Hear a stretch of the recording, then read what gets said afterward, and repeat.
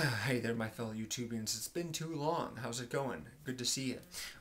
Thanks for watching. I want to talk a little bit about Shutter Island, which just came out. It's directed by Martin Scorsese, but of course the appropriate way to pronounce his name is Martin Scorsese, not Scorsese.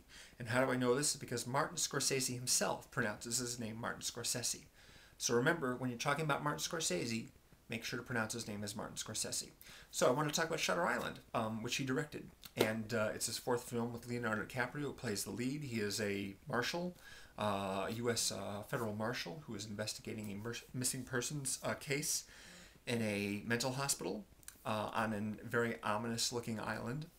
Let's see. Well, my reaction to this movie was not quite as positive as I wanted it to be.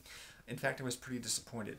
I found it pretty long and slow-paced, and I read some stuff that made me kind of sort of sit there and wait around a lot for stuff to happen, because I thought a lot of it was bogus. I'm going to get into details about the plot very soon when I do. I'll flash these spoiler cards up here.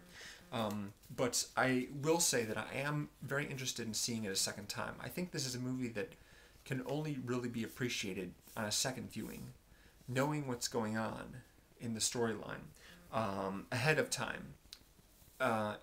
Will enable a person to look at a lot of details involving all these supporting characters, all the people around Leonardo DiCaprio, to figure out what's going on. If you remember from the trailer, he says something like, there's a lot of people who look like they're hiding something, but they won't talk. It's like they're scared.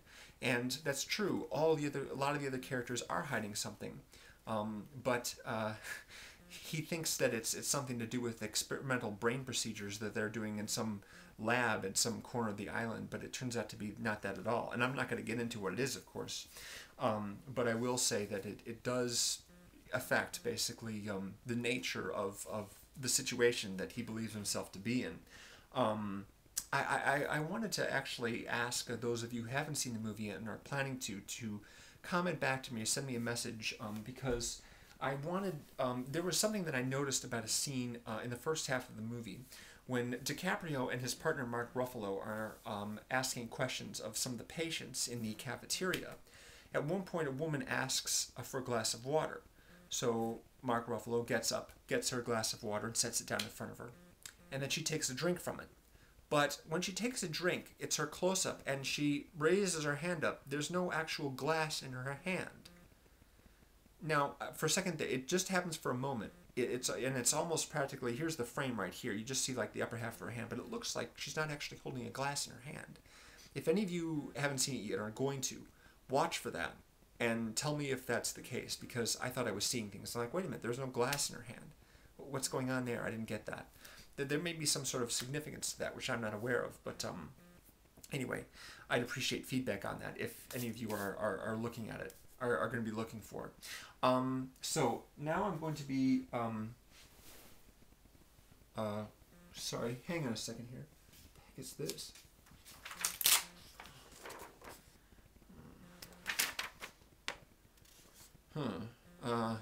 Sorry, yeah, right, like I said, I'm going to be getting into spoiler territory here. So beware, take cover. You know, if you don't want to know too much about the storyline, you want to have surprises ruined for you, now would be a good time to bookmark this video and save it for later, or just watch something else. Okay, so now that's out of the way. One of the things that really annoys me when I read about a movie, especially in a film review, is when the critic who's writing says, there's a big twist! And I go, oh, great. You know, I didn't want to know that. You know, twists are better when they come as a surprise. You know, if I'm sitting around waiting for a twist, it's not going to be a surprise. I learned that there was a twist in Orphan, and I ended up enjoying that movie. It was hinted at very nicely. The book of Eli was also, I learned there was a twist, but I didn't guess that one. I didn't guess either of those really good. However, Shutter Island is a movie in which I was able to guess all too easily what the twist was. And that is because the twist, like so many other movies, is what I like to call dramatically correct, or thematically appropriate, I guess would be the right term. Let's say you've got a movie about a child therapist who is seeing a kid who claims he can communicate with ghosts. You know what movie I'm talking about. Now, what is the most dramatically correct twist for a movie with this premise? Well, that would be, of course, that the therapist himself is one of the ghosts the kid is communicating with. How about a movie about a guy who's having a memory problem, and he is looking for the guy who killed his wife? You know which movie I'm talking about? The most thematically appropriate twist for a movie like this would be that it turns out he is actually the one who is responsible for his wife's death. And of course, since he has a memory problem, he can't remember this. He doesn't know this, so he's looking for some guy that doesn't actually exist. There's some killer that doesn't exist. So Shutter Island, of course, is about a marshal who is investigating a missing person, a missing patient at a mental hospital. What would be the most thematically appropriate, the most dramatically correct twist for a movie with this premise? What's that? That's right. It's exactly right. That's exactly what it is. It was way too easy to figure out. So I sat there basically waiting and waiting and waiting for this twist to finally show up, and finally it did. I'm just like, yeah, I knew it. You know, there was stuff, of course, that was revealed that I didn't know about. And that's one of the reasons why I want to go back and see it again, because it just seems kind of crazy. It's like, wait a minute, they're doing what? You know, all those people at the hospital, they're doing what? That's nuts. You got to be kidding me. It does seem pretty far-fetched, but I am interested in seeing it a second time. I might even see it again this week, just so I can kind of look at that again, look at all the characters and what they're doing. But it's kind of disappointing. You know, I mean, there's movies that, of course, I enjoy right away, and I think this movie I'll enjoy more on a second viewing now that I have something to appreciate. When I saw The Sixth Sense, it was like watching it for the second time, because I was picking up on all the clues, you know, that are in the movie, knowing in advance what they were leading to, what they were pointing to. And that wasn't the case here. I really wasn't watching for clues. I was just sort of waiting around.